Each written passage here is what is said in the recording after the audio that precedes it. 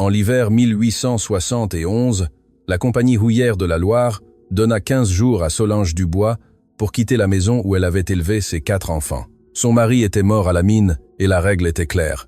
Mineur mort, famille dehors. Solange sortit avec une marmite en fer, une couverture et les mains que son père lui avait appris à utiliser. Elle monta la colline, trouva une fissure dans la roche et dit quelque chose que personne n'attendait. Le village entier en rit. Restait jusqu'à la fin pour voir qui rit le dernier. La vie arriva un mardi matin, plié en 4, avec le sceau de la compagnie houillère de la Loire dans le coin supérieur. Il fut apporté par un garçon d'à peine 14 ans qui frappa à la porte de 2 coups rapides et le tendit sans regarder dans les yeux, comme s'il savait déjà ce qu'il contenait et préférait ne pas être présent au moment de sa lecture. Solange Dubois l'ouvrit sur le seuil, Agnès calée sur sa hanche et l'odeur du bouillon du matin encore sur ses vêtements.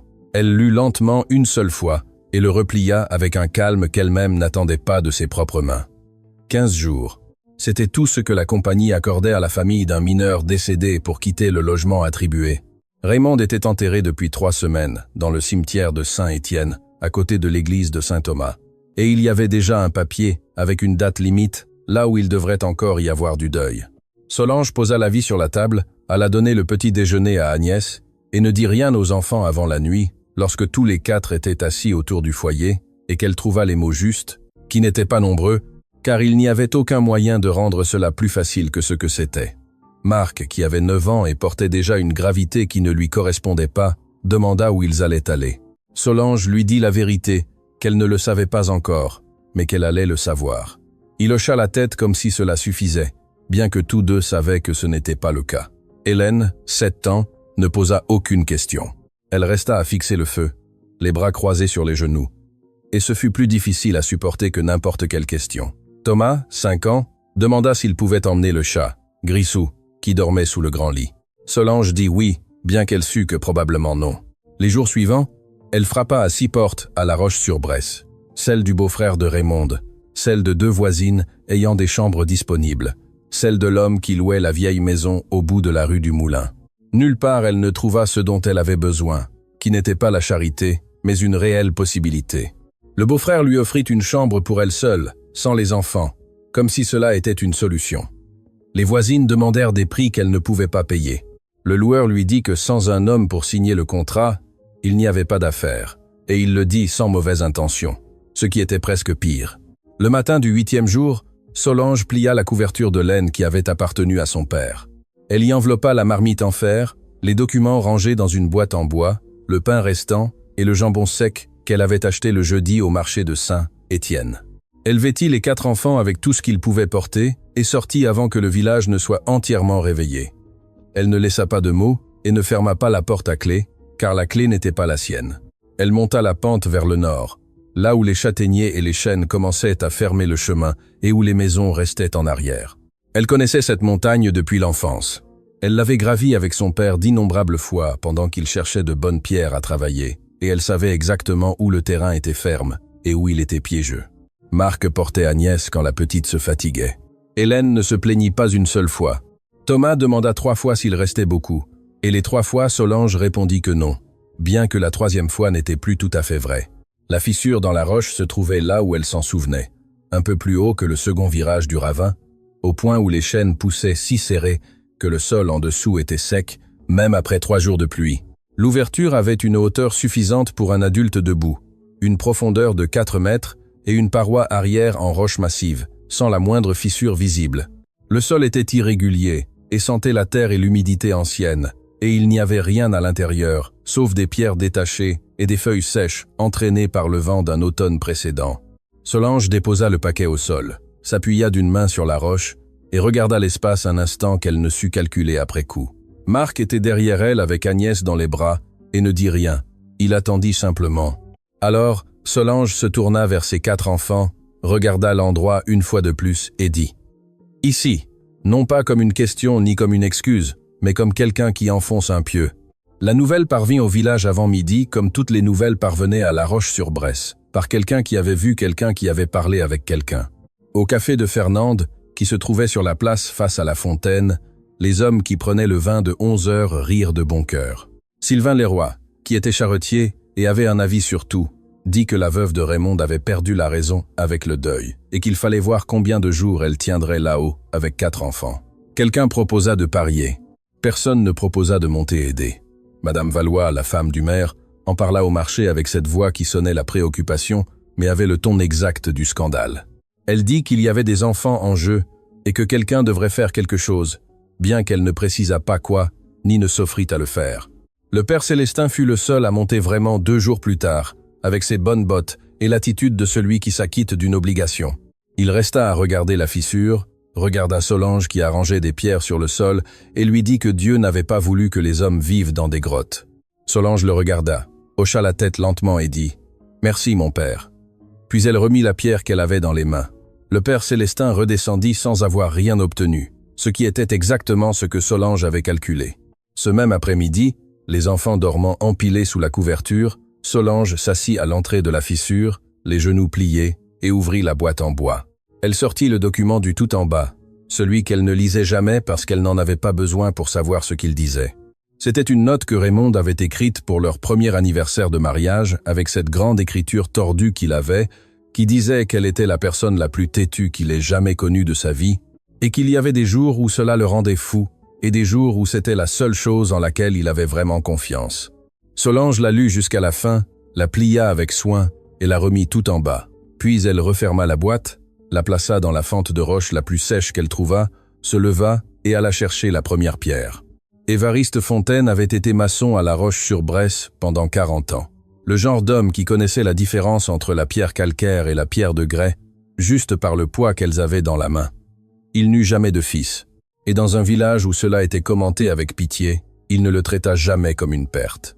Il emmena simplement Solange avec lui, dès qu'elle fut assez grande pour porter quelque chose sans tomber, et la laissa apprendre de la seule manière qui fonctionne vraiment, en regardant, en se trompant et en réessayant, sans que personne ne lui explique trop. Quand elle plaçait mal une pierre, il la corrigeait d'une seule phrase.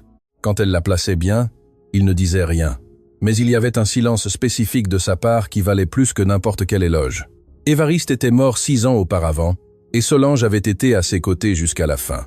Au moment de son départ, elle eut cette clarté étrange que seul le deuil immédiat produit, la chose la plus précieuse que son père lui avait laissée. Elle n'était ni dans un papier ni dans un tiroir, elle était dans ses mains. Maintenant, ses mains travaillaient dès qu'il y avait de la lumière, jusqu'à ce qu'il n'y en ait plus. Et chaque pierre qu'elle ramassait du sol du ravin était, sans qu'elle le dise à voix haute, une conversation avec lui. La technique de la pierre sèche n'utilise ni mortier ni chaux. Elle est plus ancienne que n'importe quelle compagnie minière et plus ancienne que le village lui-même. Le principe est simple et contre-intuitif. La structure ne résiste pas au poids de l'extérieur, elle l'utilise. Plus les joints reçoivent de pression, plus ils se serrent. Évariste le lui avait expliqué une seule fois, posant ses 2 mains sur un mur de corral qu'il venait de terminer, et lui avait dit « La pierre n'a pas besoin que tu l'aides, Solange. Elle a besoin que tu la mettes où elle doit être et que tu t'écartes. » Elle avait 12 ans alors et n'avait pas tout à fait compris. Maintenant, à 36 ans et avec 4 enfants la regardant travailler, elle comprenait parfaitement. Marc portait les plus grosses pierres sans que personne ne le lui demande, avec cette expression de petit garçon qui a décidé de ne pas être un enfant pour le moment. Un matin, après 2 heures de travail, il s'assit sur un rocher et demanda « Maman, comment sais-tu quelle pierre va à quel endroit ?» Solange ne réfléchit pas longtemps. Elle prit une pierre du sol, la tourna 2 fois dans ses mains et l'encastra dans le vide du mur. « La pierre te le dit », répondit-elle. Marc la regarda fixement, puis regarda le mur et ne posa plus de questions. Hélène s'occupait de Thomas et d'Agnès pendant les heures où Solange avait besoin de ses 2 mains libres, c'est à dire presque tout le temps. Elle avait 7 ans et une responsabilité qui lui était tombée dessus d'un coup et elle la portait avec un mélange de fierté et de fatigue que Solange remarquait et ne savait pas comment soulager. Un après-midi, Hélène apporta une poignée de paille sèche qu'elle avait ramassée plus haut dans le ravin, sans que personne ne le lui ait demandé, car elle avait entendu sa mère dire qu'elle en avait besoin pour mélanger avec l'argile du sol. Solange resta un instant à regarder la paille dans les mains de la petite fille, puis l'étreignit rapidement, sans exagérer, car Hélène n'était pas de celles qui supportaient bien les longs câlins. « Bien joué !» lui dit-elle à l'oreille. Hélène se dégagea, secoua ses vêtements et retourna auprès de Thomas comme si de rien n'était. Mais Solange vit qu'elle marchait différemment le reste de la journée. L'argile du ravin, mélangée à cette paille et pressée en couches, fut ce qui nivela le sol de la grotte, transformant la terre irrégulière et froide en quelque chose de ferme qui ne cédait pas sous le poids des pieds. Le toit fut le problème le plus sérieux. La roche au-dessus de la grotte était solide, mais les fissures latérales laissaient passer l'eau quand il pleuvait fort. Et en Auvergne, ce n'était pas une possibilité, mais une certitude. Solange passa 2 jours à étudier l'angle avant de faire quoi que ce soit, car elle savait qu'une cheminée mal orientée fumerait vers l'intérieur et qu'un scellement mal exécuté se détacherait au premier hiver. Elle alla chercher de la résine de pin dans la forêt qui commençait plus haut dans le ravin, ce qui lui prit une matinée entière, et la fit bouillir dans la marmite en fer jusqu'à obtenir la consistance qu'elle se souvenait avoir vue utilisée par les bergers dans les refuges de montagne. Elle appliqua la résine chaude sur les couches de mousse qu'elle avait d'abord placées, scellant chaque joint avec la patience de celui qui sait que ce toit est ce qui sépare ses enfants de l'hiver auvergnat. Marc l'observa faire tout le processus sans l'interrompre, et, quand elle eut terminé, demanda s'il pouvait essayer de sceller une partie tout seul. Solange lui donna le pinceau qu'elle avait fabriqué avec des branches attachées et s'écarta. Il le fit lentement, avec plus de soin que nécessaire, et quand il eut terminé, elle vérifia le travail en silence et dit que c'était bien. Cette nuit-là, Marc dormit avec une expression différente sur le visage, plus tranquille, comme s'il avait résolu quelque chose qui l'inquiétait. La porte en bois, ils la trouvèrent dans un cabanon abandonné au nord du ravin, une structure à moitié effondrée qui avait appartenu à une famille partie pour Clermont-Ferrand des années auparavant et n'était jamais revenue. Les poutres étaient vieilles mais solides, et Solange et Marc les traînèrent en descendant la pente pendant une après-midi entière, s'arrêtant de temps en temps pour se reposer et reprendre. Quand ils l'eurent enfin installé dans l'ouverture du mur, avec les gonds improvisés que Solange avait fabriqués avec des lanières de vieux cuir. La porte n'était ni droite, ni jolie. Elle avait un petit espace en bas, par où l'air entrait, et le cuir n'allait pas durer plus d'1 an avant d'avoir besoin d'être remplacé. Mais elle fermait, et quand elle fermait, l'intérieur changeait de nature. Il cessait d'être une fissure dans une roche et devenait un lieu avec un dedans et un dehors, avec un intérieur et un extérieur. Thomas l'ouvrit et la ferma 4 fois de suite, juste pour vérifier qu'elle fonctionnait. Et la 5e fois, Solange lui dit que c'était assez, mais sans colère, car elle comprenait exactement ce que l'enfant faisait.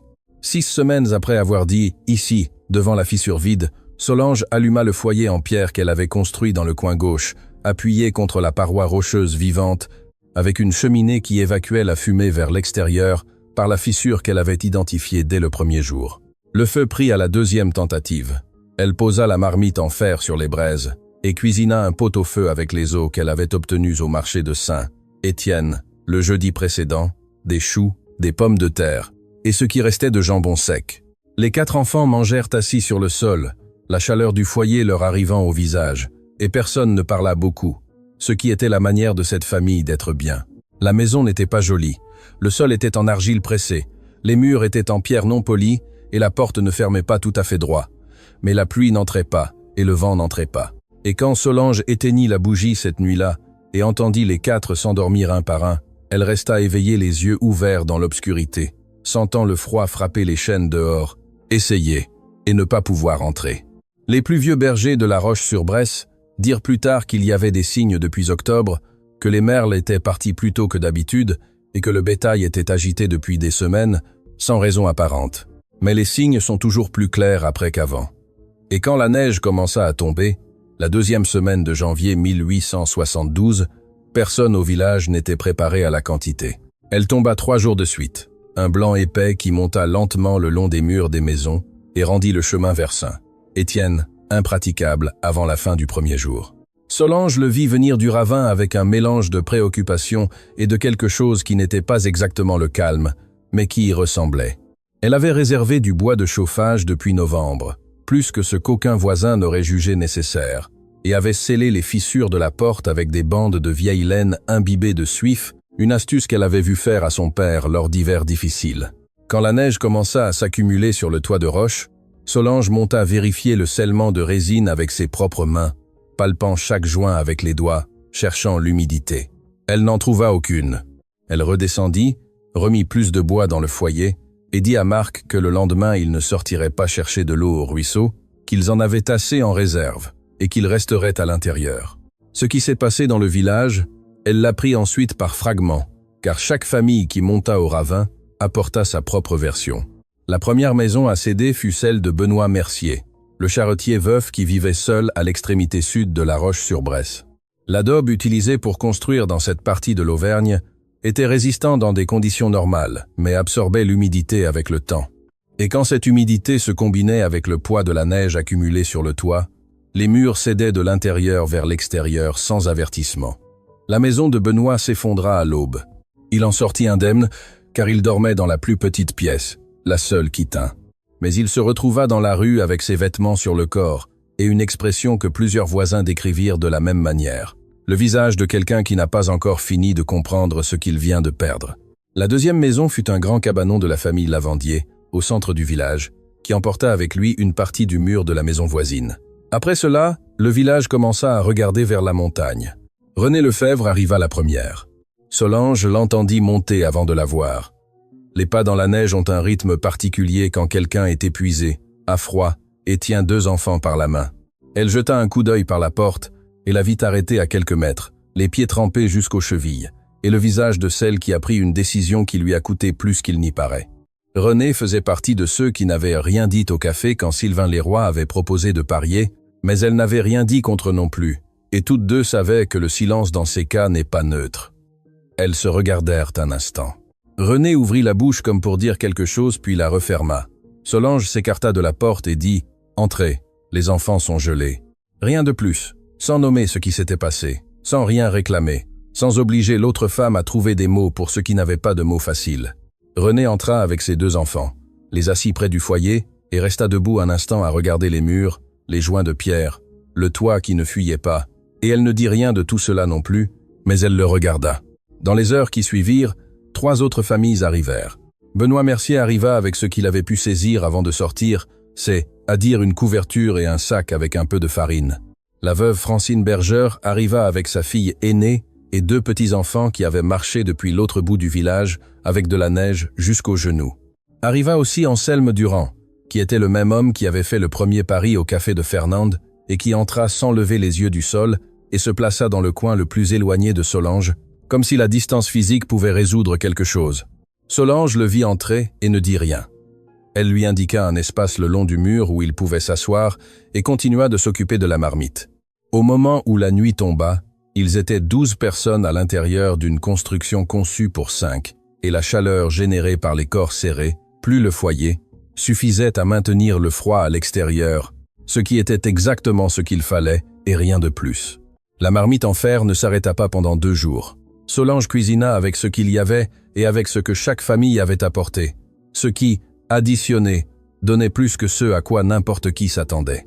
Le sac de farine de Benoît servit à faire des galettes plates qu'Hélène cuisina directement sur les braises, suivant les instructions de sa mère, avec une concentration sur le visage, qui fit que René Lefebvre la regarda et lui dit à voix basse qu'elle avait de bonnes mains. Hélène ne répondit pas, mais Solange, qui était proche et l'entendit, remarqua que la petite fille ne fit plus aucune erreur avec les galettes. À un moment donné de la 2e nuit, alors que la plupart dormaient empilés sur le sol sous les couvertures qu'ils avaient apportées, Anselme Durand s'approcha de Solange, qui vérifiait l'état du feu. Il resta debout à ses côtés un instant, puis dit sans la regarder qu'il ne savait pas qu'une chose pareille pouvait se construire ainsi. Solange ne répondit pas immédiatement. Ensuite elle dit « Mon père le savait ». Anselme hocha la tête et retourna à son coin. Et ce fut tout ce qui fut dit à ce sujet, ce qui était suffisant. Quand la neige commença à céder et que les chemins s'ouvrirent à nouveau, les familles redescendirent au village pour voir ce qu'il restait de leur maison. René Lefebvre fut la dernière à sortir. Elle s'arrêta à la porte, se tourna vers Solange et resta un instant sans parler, avec cette expression de celui qui cherche les mots précis et ne les trouve pas à la taille exacte de ce qu'il veut dire. Finalement, elle dit qu'elle enverrait son mari avec du bois, dès que le chemin serait propre. Ce n'était pas une excuse, c'était ce qui était disponible. Et Solange l'accepta d'un signe de tête, car elle comprenait qu'il y a des gens qui ne savent pas demander pardon avec des mots, mais savent le faire avec des actes, et qu'exiger la première chose quand ils offrent la seconde est un luxe qu'elle n'avait jamais pu se permettre. Les murs en pierre sèche avaient supporté le poids de 12 personnes, 2 jours de neige et tout ce que cela impliquait, et ils étaient restés plus solides qu'auparavant, exactement comme son père le lui avait expliqué une fois, dans un corral à mi-chemin de n'importe quel village, alors qu'elle avait 12 ans et que le monde semblait encore simple. Monsieur Aurélien Moreau arriva un mardi de mars avec les bottes déjà boueuses du chemin de Saint-Étienne et un carnet à couverture noire sous le bras, si usé que les coins étaient arrondis. Quelqu'un au village lui avait mentionné la construction du ravin en passant, presque comme une anecdote, et il avait noté la référence sans y accorder trop d'importance. Mais Moreau cherchait depuis 4 ans à résoudre le même problème sur les pentes du bassin minier de la Loire.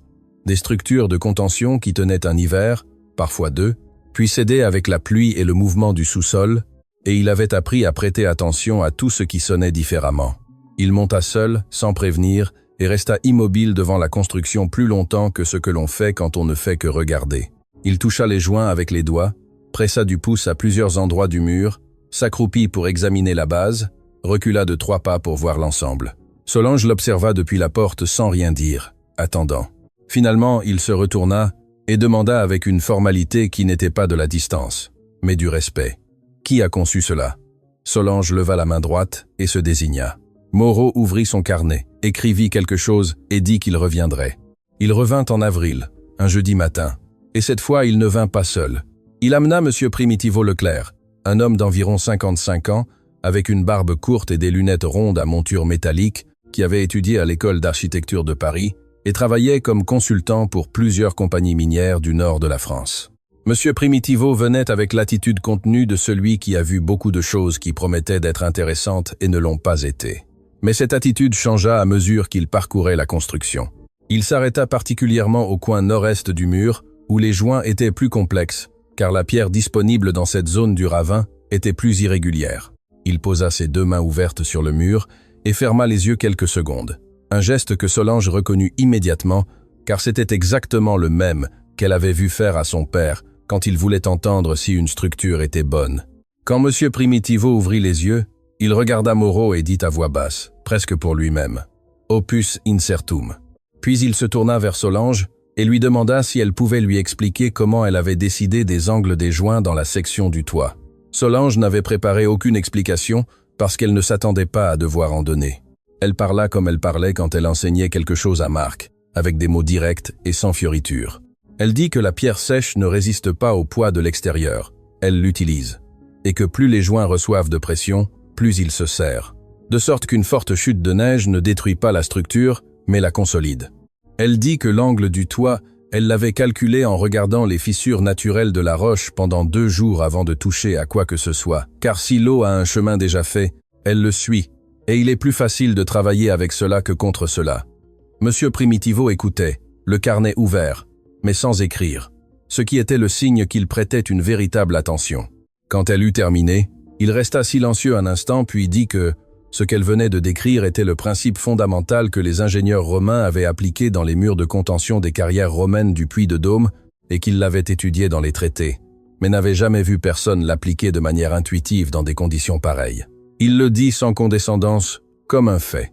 Solange hocha la tête et ne dit rien de plus, car il n'y avait rien à ajouter. La conversation qui suivit fut longue et eut lieu assis sur les pierres du ravin, le carnet de M. Primitivo se remplissant de notes et de schémas. Moreau expliqua le problème. Les pentes autour des mines de Saint-Étienne s'effondraient avec une régularité qui coûtait des vies et de l'argent, et les solutions de mortier, que les ingénieurs avaient testées jusque-là, tenaient 1 ou 2 hivers avant que l'humidité et le mouvement du sous-sol ne les fissurent. Ils avaient essayé différents mélanges, différentes épaisseurs, différentes inclinaisons, et rien n'avait résolu le problème de fond, qui était que le mortier est rigide et la pente ne l'est pas. Solange écouta tout et dit ensuite quelque chose qui fit que M. Primitivo arrêta d'écrire. Le problème n'est pas le mélange, c'est que vous vous battez contre la montagne, au lieu de vous ranger de son côté. Moreau la regarda. Elle expliqua que la pierre sèche fonctionne précisément parce qu'elle n'est pas rigide, parce qu'elle a un mouvement minimal à l'intérieur des joints, suffisant pour s'adapter sans se briser, que sur une pente vivante avec un sous-sol qui bouge. Ce n'était pas une faiblesse, mais la seule solution qui avait du sens. Monsieur Primitivo ferma le carnet, ôta ses lunettes, les nettoya avec son mouchoir et les remit. Puis il regarda Moreau et lui dit d'engager cette femme. La négociation fut courte, et Solange la mena avec la tranquillité de celui qui n'a rien à prouver. Moreau proposa un paiement à la journée, le même que recevait un chef de chantier. Solange dit qu'elle avait besoin du double parce que ce n'était pas seulement de la main-d'œuvre, c'était du jugement, et que le jugement ne s'improvise pas. Moreau fut sur le point de répondre quelque chose et M. Primitivo l'interrompit en disant que c'était un prix juste. Ils signèrent un accord le jour même, écrit à la main sur une feuille du carnet à couverture noire, avec les signatures des 3 au bas. Solange rangea sa copie pliée dans la boîte en bois où elle avait les documents importants, à côté du certificat de baptême des enfants et de la note que Raymond avait écrite pour leur premier anniversaire de mariage. Cette nuit-là, quand les enfants dormaient déjà, elle sortit l'accord et le lut une fois de plus, non pas parce qu'elle avait besoin de se souvenir de ce qu'il disait, mais parce qu'il y avait quelque chose à le voir écrit avec son nom qu'elle avait encore du mal à croire. Elle le replia de nouveau avec soin et le remit tout en bas. Le premier jour de travail sur la pente fut en mai, avec la montagne encore humide du dégel et les tailleurs de pierre de la compagnie, la regardant arriver avec cette expression spécifique de celui qui attend que quelqu'un commette une erreur pour pouvoir le signaler. Solange arriva avec Marc, qui avait déjà 10 ans, et qu'elle avait décidé d'emmener, parce qu'il y avait des choses qui s'apprennent mieux en regardant qu'en étudiant, et parce qu'il était déjà en âge de comprendre que le travail a sa propre dignité, et que cette dignité ne dépend pas de qui la reconnaît. Elle inspecta la pente pendant 1 heure avant de dire quoi que ce soit, à qui que ce soit, marchant sur les points critiques, testant le sol avec un bâton, identifiant où le terrain cédait et où il était ferme. Puis elle réunit les tailleurs de pierre, désigna le point de départ et expliqua ce qu'ils allaient faire et pourquoi. Elle parla une fois sans répéter. À la fin de la première semaine, la section d'essai était terminée et était visiblement différente de tout ce que la compagnie avait construit auparavant sur ses pentes. La compagnie qui avait expulsé Solange d'une maison d'adobe l'embauchait maintenant pour sauver ses pentes. Et la maison du ravin, celle que tous avaient appelée tanière d'animaux, restait debout quand tout le reste avait cédé. Qu'avez-vous pensé de la décision de Solange de monter cette montagne avec 4 enfants et de construire de ses propres mains ce que personne n'a voulu lui donner? Laissez-nous votre avis dans les commentaires. De 0 à 10, quelle note donnez-vous à cette histoire? Et dites-nous de quelle ville ou pays vous nous regardez. Nous aimons savoir d'où vient chacun. Abonnez-vous à la chaîne et activez la clochette pour ne pas manquer d'autres histoires comme celle-ci.